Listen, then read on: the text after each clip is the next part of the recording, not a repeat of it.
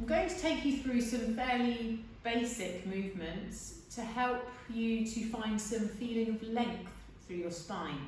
So a literal feeling of getting a little bit of space between your vertebrae to feel like you can be a bit taller, or certainly feel a little longer when you're lying down on your mat.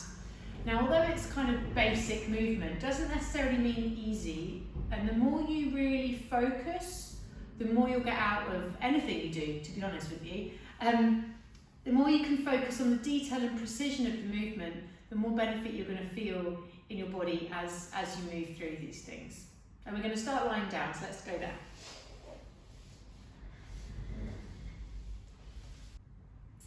So coming down to lie on your back, first thing to do is just really notice how your body's positioned here on the floor. So check in with things like, how does your pelvis feel? Is one side feeling a little higher than the other? Is it literally lifted off the floor? Or maybe it's slightly twisted or a little bit tilted. So just notice those things, no right or wrong, just notice. Same with your shoulders. Is one shoulder maybe up? Is one nearer your ear? Just pay attention to how your body is positioned.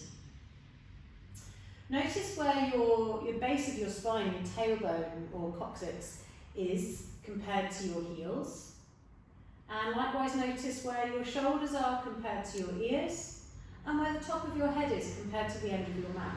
Just feeling, you don't need to be able to see yourself for this. Notice where your head is positioned. I can feel that my chin is gradually starting to creep up towards the ceiling.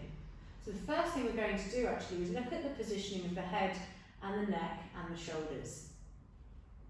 Draw your chin down towards the top of your sternum, and you can tell my voice has gone a bit deep or a bit weird. So chin towards the top of the sternum, not tucked in towards your chest, but just lengthening the back of the neck by bringing the chin down. So this rolls your head forward to balance then on the bony bit at the base of your skull, just before your neck, and that creates some space between the vertebrae at the back of your neck. So we've already found a little length there through the neck. Next thing we're going to look at is what's happening at the pelvis. So tilt your pelvis back or roll your hips back, and you'll feel your hip bones start to travel towards your rib cage. Your lower back will press towards the floor, and your coccyx can gradually just lift up and aiming it towards the back of your heels or towards the back of your knees. Then as you bring it back down, see if you can send your tailbone further towards your heels. So it's a little shift down the mat. Then tuck the chin, make sure you've not then kind of shifted yourself so your chin's up. Tuck your chin, then again, tuck the pelvis, so tilt the pelvis, tailbone lifts, send it down towards your heels as you come down, tuck the chin. We're going to continue this sort of top of the body movement, then bottom of the body movement, bottom of the body. We're making it a little bigger. So now bring your chin to your chest, just reach your hands towards your heels, sliding your shoulder blades forwards towards your hips. So you're curling yourself off the mat, rib cage slides towards the hips, shoulders lift off the floor, reach towards your heels. Then as you come back down, rather than just kind of dropping down, think about a piece of string coming from the top of your head and pulling you diagonally backwards. So as you come down, you're being lengthened all the way to the floor. Chin towards the top of the chest. Then we tilt the pelvis again. This time we roll up a little bit higher, lifting a few more vertebrae off the mat. Tailbone towards the back of the knees. Then slowly coming down, send your tailbone towards the back of the heels as you come to the floor. Chin to chest, peel the shoulder blades off the floor, reach for the ankles. Slowly back down, lengthen, send the crown of your head towards the top end of your mat. Tailbone starts to lift up, then as you bring it down, send it towards your heels.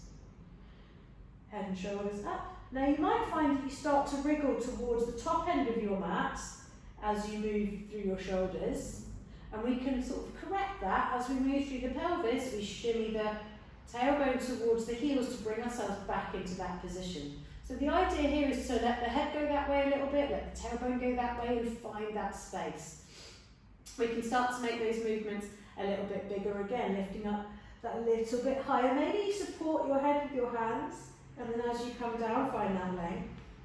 We curl the tailbone up a little bit higher maybe, and then melt the spine back down into the floor. Head and shoulders lift, lower yourself down, stretch it back. Tailbone lifts up, tailbone towards the heels. And then we can bring the knees into the chest, give them a little hug in. Lift your head and shoulders off the floor, then ease yourself back down, bringing your knees with you. Then tailbone down, find that length. Finally, bring your feet to the floor. And just notice now how that's feeling. Maybe you feel like you've got a little bit longer through your body. So quite a simple combination of movements, but just designed to just get that little lovely bit of space between the vertebrae. I'm just going to stay here now. See you later.